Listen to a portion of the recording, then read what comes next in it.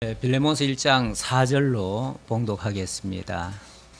내가 항상 내 하나님께 감사하고 기도할 때에 너를 말함은 주 예수와 및 모든 성도에 대한 내 사랑과 믿음이 있음을 들음이니 이로써 내 믿음의 교제가 우리 가운데 있는 선을 알게 하고 그리스도께 이르도록 역사하느니라. 아멘. 우선 6절까지 봉독해 드렸습니다. 이 빌레몬서 짧지만 상당히 굵은 그런 내용이 담겨져 있습니다. 지난번 1절로 3절 그리고 전체적인 개요를 말씀드렸는데요.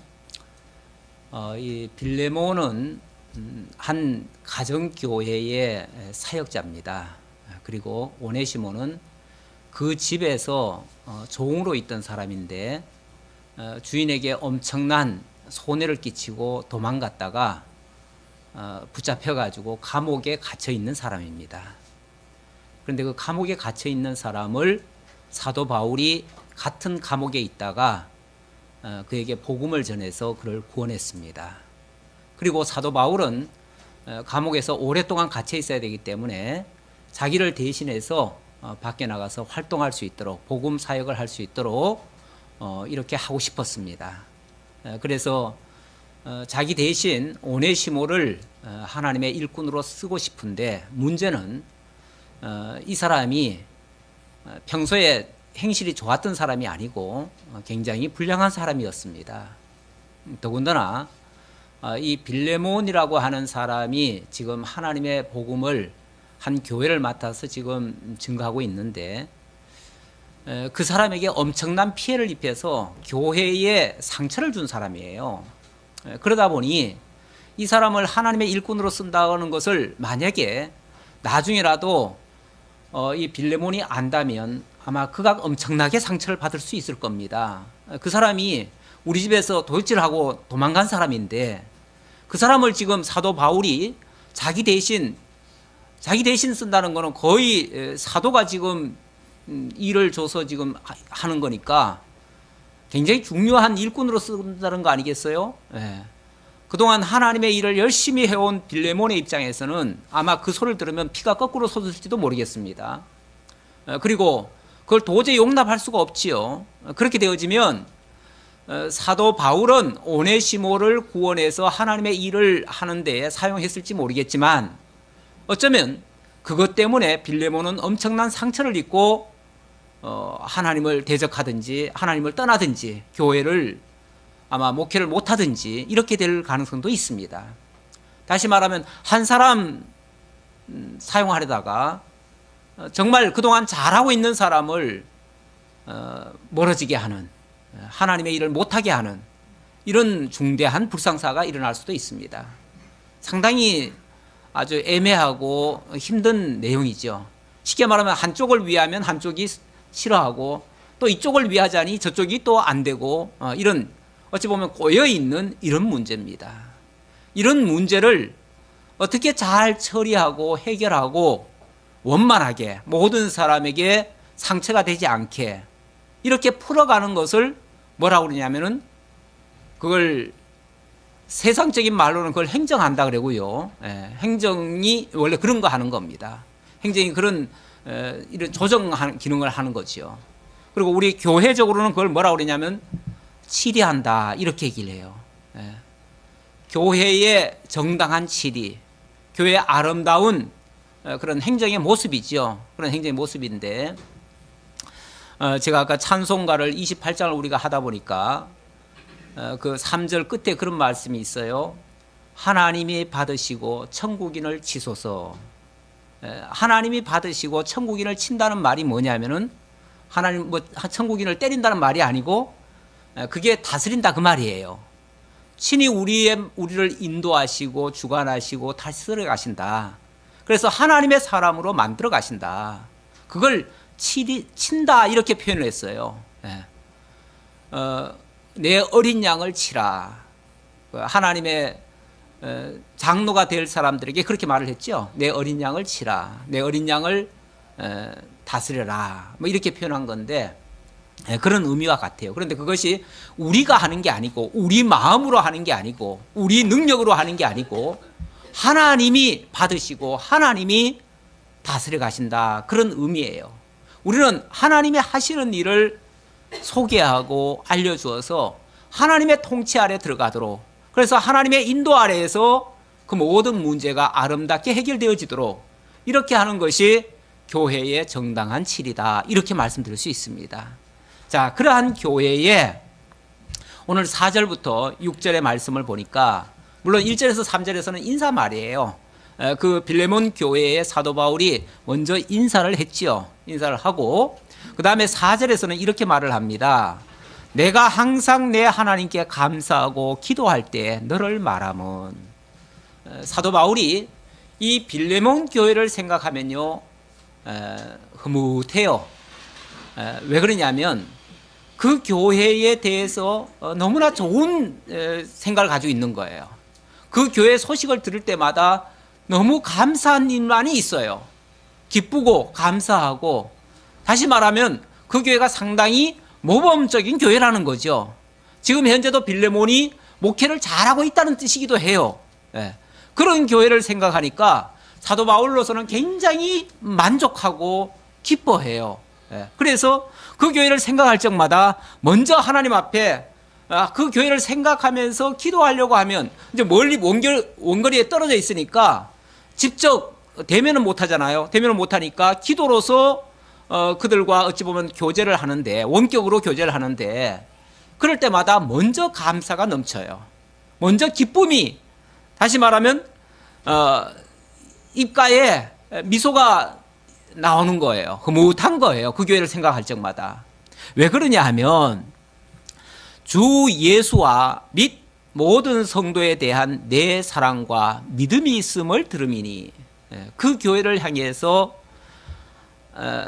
그리스도의 그 은혜와 또 성도들에 대한 사랑과 그리고 믿음, 이것이 있음을 들었다, 그 말입니다. 하나님께서 그 교회를 엄청나게 사랑하신 것 같습니다. 그리고 그 교회를 통해 하나님의 은혜가 충만하게 지금 전개되고 있음을 알 수 있습니다. 이 말씀을 통해서 짐작할 수 있고요. 그리고 무엇보다도 내 사랑과 믿음이 있음을 들었다라고 하는데, 그 교회를 지금 치리하고 있는 그 빌레몬 장로의 그 사랑의 모습, 그 성도들을 사랑하고 성도들을 위해서 희생하고 봉사하고 다스리고 하는 그 모습, 그 섬김의 질입니다. 그러니까 사랑이 있다면서 믿음이 있다고 하는 것은 하나님에 대한 확실한 그런 신앙과, 그리고 하나님의 그 그리스도의 그 사랑과 하나님의 그 은혜를 잘 전달하고 그걸 나타내고 있다, 그 말이에요. 그것이 그 교회 안에 지금 잘 나타나고 있다, 지금 그걸 얘기하고 있는 거죠. 뿐만 아니라 이로써 그걸 어떻게 알 수 있느냐 하면 그 교회에 나타나고 있는 모습을 통해서 알 수 있는데, 이로써 내 믿음의 교제가 우리 가운데 있는 선을 알게 하고, 내 믿음의 교제, 그 교회에, 이 교제라고 하는 말은 혼자 하는 게 교제가 아니잖아요. 교제라고 하는 것은 그 교회의 구성원들, 다시 말하면 모든 성도들이 그러한 믿음 안에서라는 의미는요, 그들이 진리를 확실히 깨닫고 뭔가 확신하는 가운데서 정말 사랑의 교제를 나누고 있는 모습을 믿음의 교제다, 이렇게 얘기를 하고 있는 거예요. 그러니까 이 믿음의 교제 안에는 그 하나님의 은혜와 사랑이 담뿍 담겨져 있는 것을 포함하고 있는 말이에요. 그 말이. 그걸 통해서 지금 뭘 하고 있느냐 하면 우리 가운데 있는 선을 알게 하고, 우리 가운데 있는 선, 이 선이라고 하는 거는요, 하나님의 절대선을 얘기하는 겁니다. 우리 인간적인 윤리적인 그런 선을 얘기하는 게 아니고, 우리 가운데 있는 선이라고 하지만 그것은 하나님께서 우리에게 알게 해준 그 선을, 다시 말하면 그게 하나님의 뜻이에요. 그 하나님의 뜻을 정확히 그들이 깨달아 알고, 그리고 그렇게 아는 사람들은 그냥 안다 해서 머무는 게 아니고 그리스도께 이르도록 역사하느니라, 그리스도께 이르도록 역사한다는 말은 그리스도의 장성한 분량까지 그들 성도들의 모습이 닮아져 가고 있고 그들 속에서 아름다운 모습들이 나타나고 있다 그 말이에요.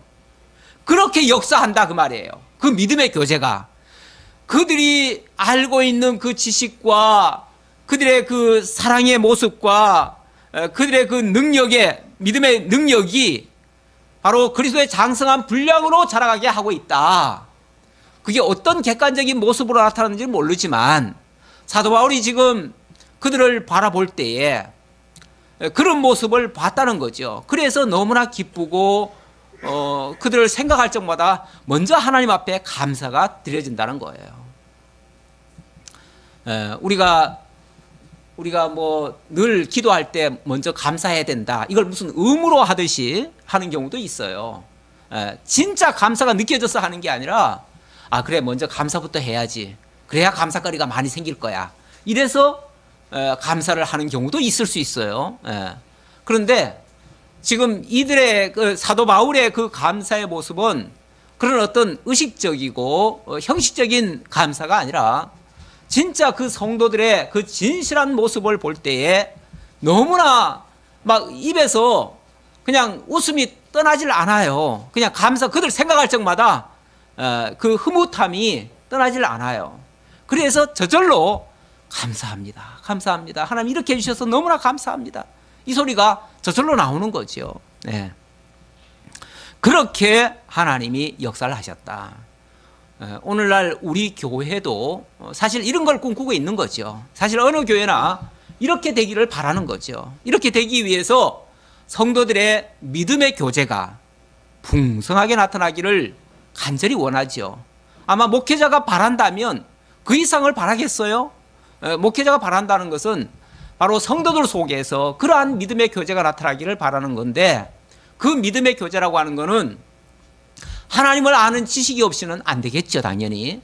그리고 하나님이 베풀어 주신 그 은혜와 또 그리스도의 그 사랑을 깨닫지 않고는 도저히 불가능하겠죠. 그러니까 그것을 단순히 아는 지식에 머무는 것이 아니라 실제 그 삶으로 연결되어지는 그 모습, 이것이 그 교회에 나타나고 있다고 하는 것은 어쩌면 굉장히 성공적인 목회다라고 지금 보여집니다. 아주 상당히 이상적인 교회의 모습이다. 아마 어쩌면 목회자는요, 만약 목회자 입장에서 본다면은 이보다 더 큰 성공은 없을 겁니다. 목회라고 하는 것이 뭐 세상 일반인들이 흔히 얘기하듯이 뭐 교회당 크게 짓고 사람 많이 끌어모으고 교회 규모 키우는 게 그게 목회가 아닙니다. 그게 성공이 아닙니다. 하나님 앞에서 정말 하나님의 은혜와 그 영광을 잘 나타내 보여주고 그리스도의 사랑을 성도들로 하여금 깨닫게 하고 그렇게 해서 거기에 바탕을 해서 거기에 기초해서 성도들이 간에 서로의 믿음의 교제를 나누면서 함께 사랑을 같이 나누는 그러한 모습, 그리고 그 안에서 성도들이 두려워하지 아니하고 어떤 것도 세상에 이게 지금 좋아서 이러겠습니까? 지금 환경적으로는요 좋은 환경이 아니에요. 예수 진실하게 믿고자 하는 사람들은 대부분 막 감옥에 갇히는 그런 시대예요. 로마 치하에서 어쩌면 핍박과 환란이 있는 이런 시기에 이러한 믿음의 교제가 있었다는 것은 보통 이게 성공적인 모습이 아니에요. 그만큼 정말 큰 역사가 지금 나타나고 있습니다. 그러니까 교회의 성공의 모습, 목회자 입장에서는 그걸 나는 성공적인 목회다 이렇게 지금 보고 싶고요. 교회도 이런 교회가 사실은 큰 교회입니다. 큰 교회라고 해서 외형적인 사이즈가 커야 큰 교회가 아니라 정말 그 성도들의 믿음이 매우 크게 자라 있어가지고 어떤 환경도 다 극복하고 좌절하지 않고 흔들림 없이 그러한 믿음을 간직하고 또 깨달은 바대로 선한 일에 힘써서 달려가는 그 모습, 그런 교회야말로 진짜 성숙한 교회죠. 큰 교회라고 할 수 있죠. 우리 하나님이 하시는 일이 사람이 생각하는 그런 일을 하나님이 하시는 게 아니에요. 하나님이 하시는 일은 가장 큰 일이 당신의 백성들을 불러 모아가지고 하나님 잘 믿게 하는 일이에요. 하나님 믿는 일보다 더 큰 일은 없어요. 그렇잖아요. 다른 모든 일들은 그 일을 위해서 필요한 어찌 보면 도구들이에요. 그래서 그런 것들은 도구라고 하는 거는요, 목적이 여기 있기 때문에 이걸 위해서 보조적으로 쓰는 거예요. 그러니까 이건 있으면 좋고 없어도 괜찮아요. 우리가 밥을 먹는데 밥그릇도 필요하고 숟가락도 필요하고 뭐 젓가락도 필요하고 여러 가지 필요한 게 많지요. 많은데 급할 때는요, 그런 거 없어도 손으로도 다 먹을 수 있어요. 그렇죠? 그러니까 그런 도구는 있으면 편리하고 없어도 괜찮고 그런 거예요. 다시 말하면 우리의 교회의 그 본질을 우리가 놓치지 말아야 되고, 부수적인 것들은 있으면 좋고 없어도 사실은 그거는 근본적으로 추구할 문제는 아니다 그 말이에요. 그래서 가장 중요한 걸 제가 지금 강조하느라고 한 말입니다. 형제여, 성도들의 마음이 너로 말미암아 평안함을 얻었으니, 여기 성도들이란 표현은 그 교회의 성도들을 얘기하는 게 아니라, 물론 그 교회 성도들도 있겠지만은 지금 사도 바울 곁에 있는 사람들도 다 그 소식을 듣는 자들마다 다 기뻐했어요. 다 감사했어요. 그리고 다 힘을 얻었어요. 누가 잘하고 있다는 것을 우리가 알면요, 믿음 안에서 성숙하고 있다는 모습을 알면요, 그걸 아는 사람들도 같이 힘을 얻습니다. 그래서 성도들의 마음이 너로 말미암아 평안함을 얻었으니 내가 너의 사랑으로 많은 기쁨과 위로를 받았노라. 사도 바울을 이보다 더 기쁘게 할 수는 없습니다. 사도 바울이 여러 차례 그 복음을 전하고, 복음을 전하는 사람 입장에서는요, 피드백을 받고 싶어 해요. 다시 말하면 어떤 반응이 있는가, 내가 이렇게 전했는데 어떤 열매가 맺히는가, 솔직히 그거 기대 안 하겠어요? 그런데 그 기대라는 것이 이제 돌아오는 것이, 예를 들어서 말씀을 듣고 깨닫고 감사해하고 힘있게 모든 걸 잘 이기고 극복하고 든든하게 서가고 있다라는 소식 들으면 얼마나 기쁘겠어요. 그러면 위로도 받고 평안도 얻고 기쁨도 얻고 이렇게 되는데, 말씀을 듣고도 여전히 힘들어하고 맨날 죽는 소리하고 이러면은 솔직히 들어도 씁쓸하지요. 씁쓸해요. 그러니까 정말 가르치는 지도자의 입장에서는 늘 그런 소식이 제일 기쁜 소식이에요. 뭐 많이 해준다, 뭘 좋게 해준다, 뭘 대해준다, 이런 게 중요한 게 아니에요. 그런 거는 다 부가적인 거예요. 그거는 있으면 좋고 없어도 괜찮아요, 그런 거는. 그런데 진짜 중요한 거는 그 말씀 안에서 정말 힘있게 살아가는 모습, 그걸 기다리고 있는 거죠. 그런 소식은 있으면 빨리 들려주는 게 좋아요. 그래야 전하는 사람도 막 신이 나고 힘있고 하나님 앞에 감사하고, 그런 감사가 넘쳐야 그 에너지가 다시 또 돌아가죠. 그래서 또 다른 사람들에게, 또 힘을 잃고 있는 사람들에게, 또 지금 필요한 자들에게 또 전수가 되는 거죠. 이렇게 좋은 긍정적 에너지가 계속해서 증거되어지는 것, 그것이 하나님의 역사입니다. 우리 지난번에 이덕성 목사님이 그 운동, 말씀 운동이라고 하는 것에 정의를 다시 내렸지요. 그걸 과거에는 로고스 무브먼트라고 해가지고 그냥 무브먼트라고 얘기를 했었지요. 과거에 우리가 무브먼트라고 했는데, 그 무브먼트라고 하는 거는 일종의 우리 인간이 뭔가를 해내야 된다라고 하는 그런 운동이라고 하는, 그러니까 인간이 하는 일을 운동이라고 얘기를 하지요. 얘기를 하는데, 그런 차원에서가 아니라 오히려 하나님으로부터 공급되는 힘으로 말미암아 이루어지는 역사, 그걸 에너기아라고 했는데, 원어로 그렇게 했는데, 그 하나님의 그 힘이에요. 하나님의 힘. 그 하나님의 힘의 역사. 여기는 본문에서는 그걸 믿음의 교제로 말미암아 그리스도께 이르도록 하는 역사다. 이게 결국은 하나님으로부터 공급되어지는 그 능력, 하나님의 은혜와 사랑과 믿음의 교제, 믿음의 역사로 말미암아 이루어지는 역사, 믿음의 교제로 말미암아 이루어지는 역사.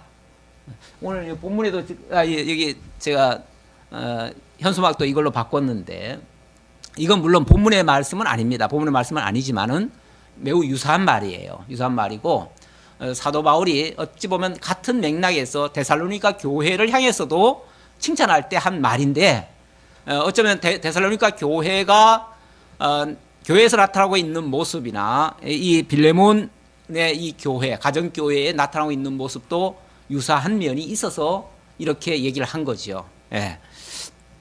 예. 믿음의 역사와 사랑의 수고와 소망의 인내, 물론 약간의 그 문맥은 좀 다릅니다만은 이것이 하나님께로부터 말미암아 이루어진 그러한 역사를 지금 소개하는 내용이지요. 이런 일들이 이게 하나님의 진짜 말씀 운동입니다. 하나님의 운동이에요. 하나님의 역사예요. 하나님의 역사로 말미암아 이루어진 그것이 그것 때문에 그걸 이제 확인한 거죠. 확인 작업한 거죠. 이 확인 작업을 지난번에 우리 임직식 때 그 노 회장님이 그리스도의 편지다 이런 표현을 했어요. 그리스도의 편지. 그것이 말로 주고받고 하는 게 아니고 그러한 하나님의 역사가 그 성도들에게 말씀으로 들려지고 깨달아지게 하고 사랑으로 나타나지는 그 내용들이 그리스도의 역사가 돼가지고 하나님의 역사가 돼가지고 그것이 그들 속에서 나타나는 그 모습이 들려진다는 것은 바로 그리스도의 편지다. 그런 식으로 표현을 했어요. 굉장히 저는 공감이 갑니다. 하나님이 우리가 말로만 이렇게 하라는 게 아니에요.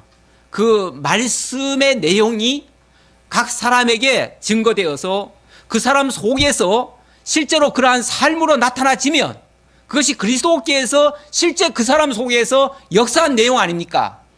그것이 그리스도의 편지로 우리들에게 다가오는 거죠. 그러면 그 편지를 보는 사람마다, 읽는 사람마다 다 새롭게 변화되겠죠. 그렇게 또 만들어져 가겠죠. 이런 역사를 계속 확산하기 위해서 이러한 감사의 표현을 하는 겁니다. 자, 어찌 보면 여기까지 아주 근본적인 이야기를 해주고요. 그리고 이제 8절로 넘어가면 이제 본격적인 그 교회를 향해서 올바른 정당한 치리를 하도록 그렇게 권면하는 말씀인데요. 제가 8절로 25절까지의 말씀을 복음을 목적한 치리다 이렇게 제가 일단은 주제를 잡았습니다. 복음을 목적한 치리라는 말은 그 치리가 어떤 목적에 부합하도록 하는 건가 그 말이죠. 복음을 위한 치리다 그런 의미죠. 하나님의 교회는 정당한 치리로 세워져 가야 됩니다. 여기는 분명한 목적이 분명히 있어야 되고요. 그리고 또 목적만 또 분명하면 되는 게 아니고요. 방법도 선해야 됩니다. 이에 대해서 우리가 목적은 복음 전파라고 할 수 있고요. 방법은 또 선한 방법이라고 할 수 있는데 다시 말하면 푯대는 복음 전파로 정해놓고 그쪽을 향해서 달려가는데 어떤 방법으로 하느냐? 사랑의 강구와 자의에 의한 순종으로 이루어지는 것이 정당한 치리라고 소개하는 그런 내용이 되겠습니다. 자, 8절의 내용을 보자면요. 8절부터 10절의 내용이 어떤 내용이냐면 사도 바울이 이제 그 빌레몬 교회에 빌레몬이 속해 있는 그 교회에 뭔가를 하나 부탁을 합니다. 부탁을 하는데 이것을 어찌 보면 자기는 사도고 또 연장자고 또 먼저 깨달은 선생이고 그 사람은 자기 제자잖아요. 그러니까 이것이 옳다 하면은 뭐 할 수 있어요?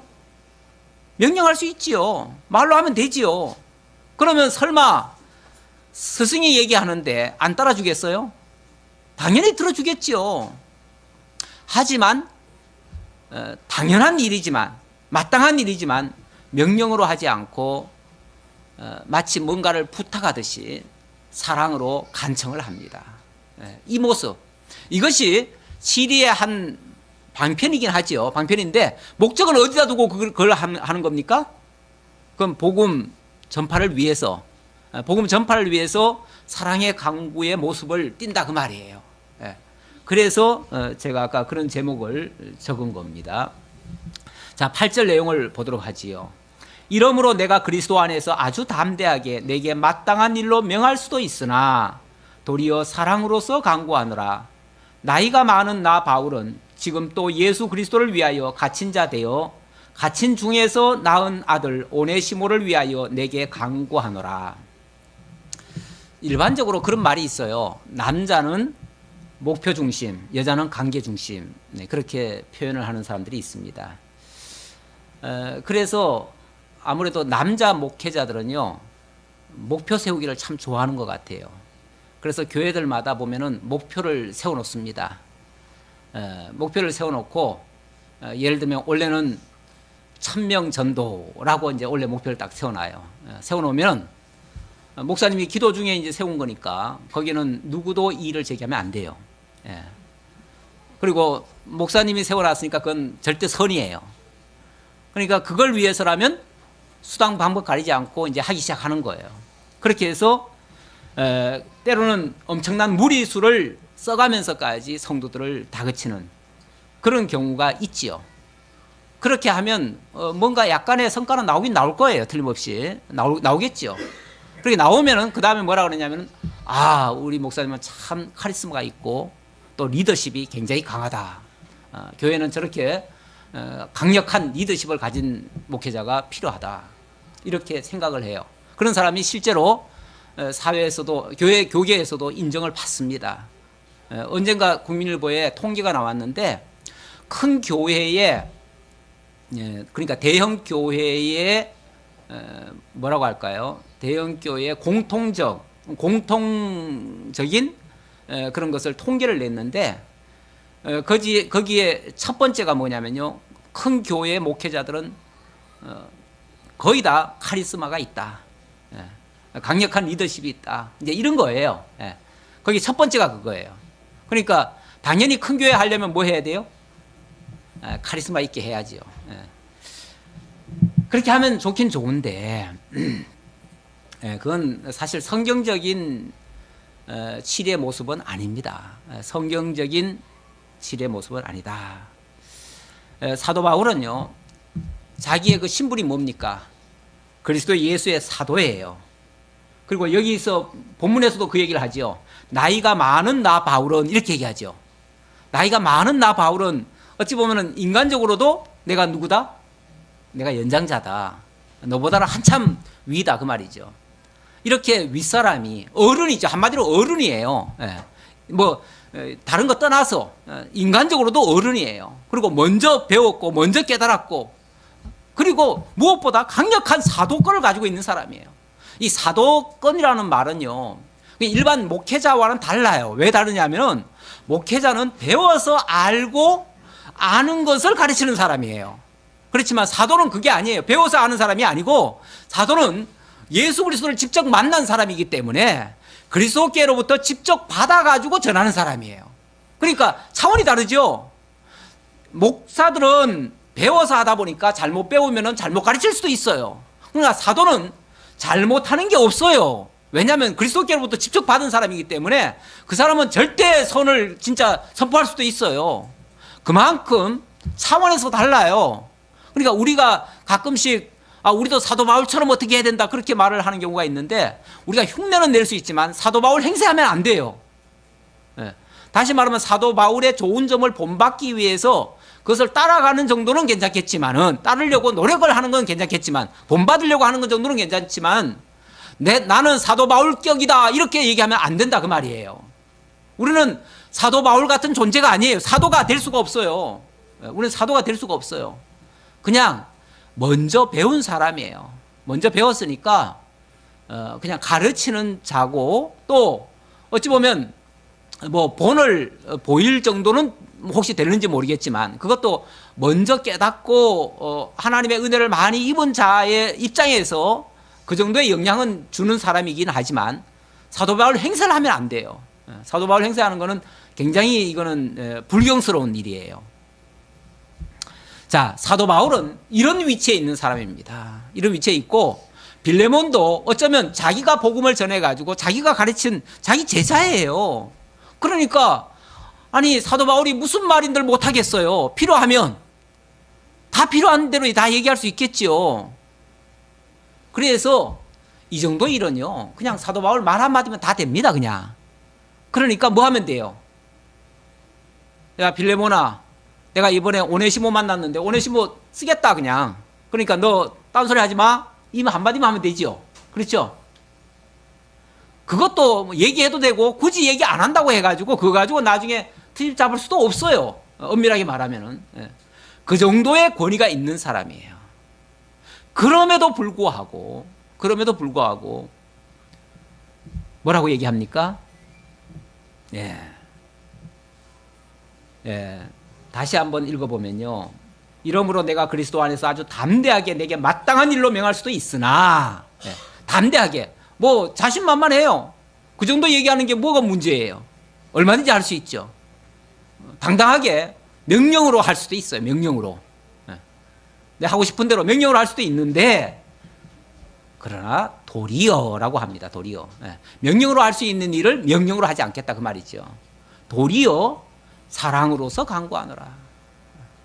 정말 너의 정말 그리스도의 그 사랑을 내게서 정말 보여줬으면 좋겠다. 뭐 그런 의미겠죠. 그러면서 나이가 많은 나 바울은 지금 또 예수 그리스도를 위하여 무슨 얘기하려고 이런 말을 하는가. 이제 본론을 얘기합니다. 나이 많은 나 바울은 지금 또 예수 그리스도를 위하여 갇힌 자 되었다. 사도 바울은 그냥 복음을 전하다가 지금 여러 차례 지금 감옥에 갇혔습니다. 그런데 이번에 또 감옥에 갇혔어요. 그러니 또 어떻게 보면 자유의 몸이 아니에요. 자유의 몸이 아니니까 복음은 전해야겠는데 자유의 몸이 아니니 사실 답답하지요. 답답한데 그런데 마침 갇힌 중에서 낳은 아들 오네시모를 만났다.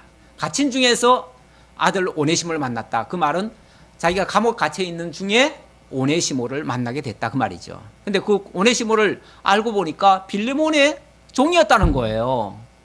그래서 내가 그 오네시모를 위해서 내가 너에게 사랑으로서 강구하겠다.